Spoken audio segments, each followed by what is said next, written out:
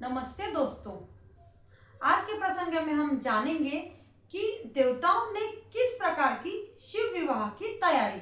तो मिलते हैं नीरजा तिवारी जी से। जय श्री राम। जय श्री राम मित्रों।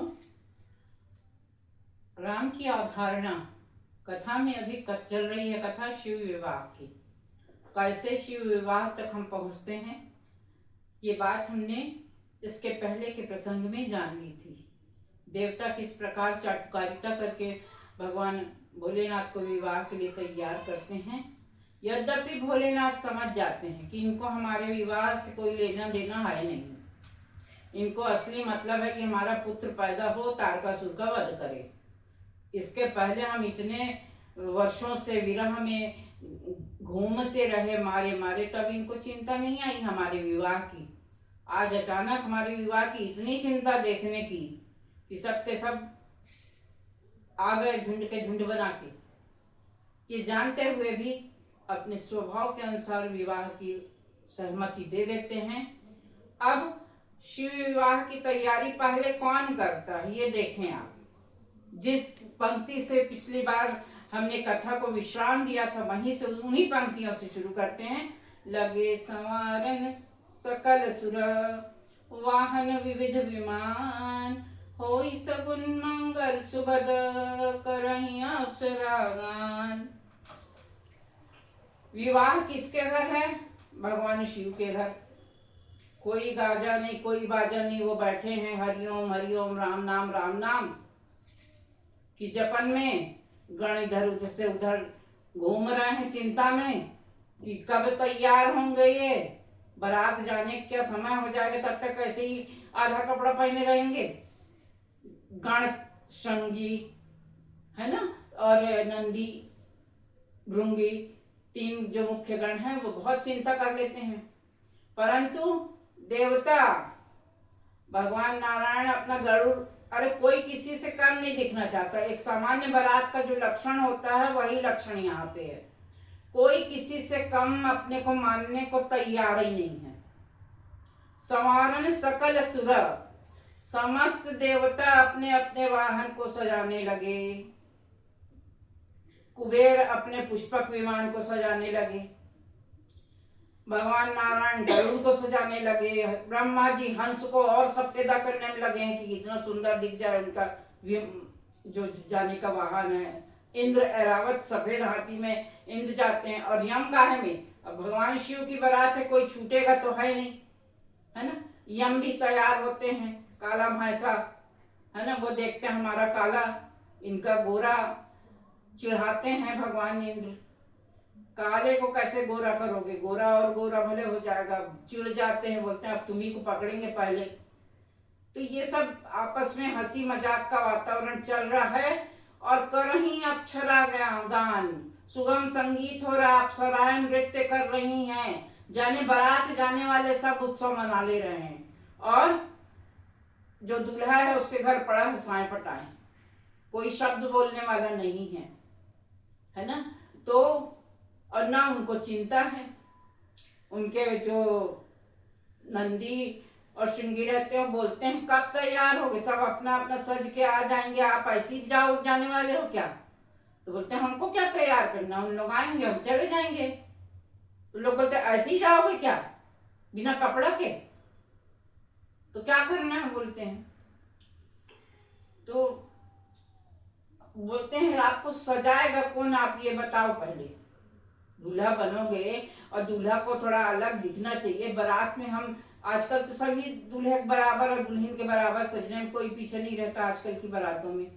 परंतु फिर भी मौरी लगाई रहती है दुल्हन, और दूल्हा भी मौरा लगाए रहता है। बस उसी से हम अलग करते हैं कि ये फलाना दूल्हा है और ये दुल्हन है। अब नंदी बड़ी चिंता करते हैं, बोलते हैं मौर जब तक नहीं पहनोगे और ऐसे सजोगे नहीं तो कैसे दूल्हा लगोगे। तो भगवान बोलते हैं सजाओ, तुम लोग सजाओ हमको। तो बोलते हैं हम लोग सजाएंगे तो आप मानोगे? तो बोले तुमसे अच्छा तो कोई हमको सजा ही नहीं सकता। भाई हमारे सबसे नजदीक कौन रहता है? तुम लोग। वो हमको क्या सजाएंगे? उन लोग हमारे लायक नहीं हैं, हम तुम लोग सब हमारे लायक हो। मतलब यहाँ भगवान शिव ये कहना चाह रहे हैं कि जो प्रेम से हमारे नजदीक रहेगा हम उसके साथ हैं, जो दिखावे के लिए हमारे साथ आएगा हम उसके साथ नहीं हैं। और यही कारण है कि प्रेम से चाहे असुर पूजे, चाहे सुर पूजे, चाहे राक्षस पूजे, चाहे भूत प्रेत पूज लें, सबके स्वामी हैं महादेव। अब तैयार कैसे करते हैं देखो। लग शिवहि शंभुगन करहि सिंगारा, जटा मुकुट अहि मोर सवारा, कुंडल कंकन पहिरे व्याला, तन विभूति पट के हरि छाला, शशि ललाट सुंदर सिर गंगा, नयन तीन उपवीत भुजंगा। अब तैयारी कैसे हो भाई। गण लोग भी तो कोई तैयार होने में कोई काम थोड़ी करते थे कहीं पार्लर वगैरह में कि उनको सजाना आए। जो खुद सजना नहीं जानता वो सजा रहा है, और सजने वाला प्रेम से सज रहा है क्योंकि उसको भी नहीं मालूम कैसे तैयार होना है। अब उन लोग बोलते हैं वो कैसे बनाए, वो कैसे ऐसे ऊंचा रहता है और ऐसे मुकुट जैसे बनता है, क्या करें। तो जो काम दहन के समय विकराल रूप हो गया रहता है, जटाएं जूट सब बाल फैल गए रहते हैं, सबको समेटते हैं जैसे तैसे। अब इनको बांधे कैसे, इतना बड़ा गट्ठर बन गया है। तो नंदी बोलते हैं जाओ छोटे छोटे पतले पतले सांप पकड़ के लाओ। सांप इनको प्रिय भी है, इनके पूरे शरीर में सांप हिसाब से सजा देते हैं अपन, इनको प्रिय लगेगा। और वास्तव में वैसा ही करते हैं। उनकी पूरी जटाओं को सर्प छोटे छोटे और विभिन्न रंग के सर्प लाते हैं सजाने के लिए। लाल लाल रहते हैं, काले रहते हैं, कोई चितकबरे रहते हैं, वो सब सुंदर दूर से ऐसा उनके लिए वही सुंदर था। जटा को बांधते हैं। अब यहाँ का कंडल को क्या करें, क्या पहना है, तो बिच्छू और ततैया पकड़ के लाते हैं, कान में लटकाते हैं कुंडल। उसके बाद गले में क्या पहना है सब लटका देते हैं, गले में माला हो जाती, बोलते माला पहनते। और अभी कुछ ज़्यादा ठीक नहीं लग रहा सर्प की माला, तो क्या करें क्या करें। शमशान जाते हैं, मुंडों की माला लेके आते हैं, उसको सांप से गूंथते हैं, माला को पहना देते हैं मुंडों की माला। बोले हाँ अब हो गए तैयार। अब बोले लेकिन फिर भी अभी कुछ सफ़ेद सजने में थोड़ा सफ़ेद सुंदर लगना चाहिए दूल्हे को, तो क्या करें। जाते हैं, भभूत रहती है जली हुई, जो मतलब उसको लाके और सारे अंग में भभूत लपेटते हैं। तभी से भगवान शिव को भभूत चढ़ने का जो प्रचलन है वो इसी कथा के रूप में है कि श्रृंगार नहीं होता भभूत के बिना, तो भभूति लगा देते हैं। अब अच्छे दिख रहे हो, बोलते हैं हम। कैसे बोलते हैं, अब तो हम बहुत सुंदर लग रहे हैं। तो बोलते हैं क्यों भगवान, क्योंकि तुम लोगों ने इतने प्रेम से हमको सजाया है। प्रेम से जो काम हमारे लिए करता है उसके लिए हम सदैव न्यौछावर हुए जाते हैं।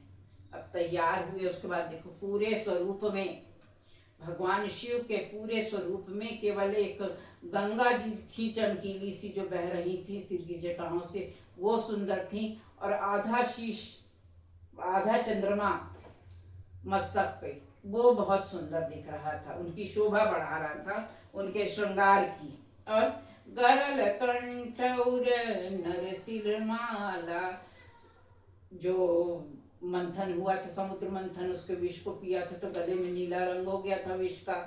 और अशिव वेश शिव धाम कृपाला, अमंगल वेश, देखने में सुंदर नहीं था वो वेश, परंतु क्या है, देख इस कर त्रिशूलरु डमरु बिराजा, चढ़े बसह चढ़ी बाजई बाजा, देखी शिवई सुर प्रिय मुस्काही, भर लायक दुल्हिन जग नाही, सुर विष्णु बिरंची आदि सुर भ्राता, चढ़ी चढ़ी वाहन चले बराता, सुर समाज सब भांति अनूपा, नहीं बरात दूल्ह अनुरूपा।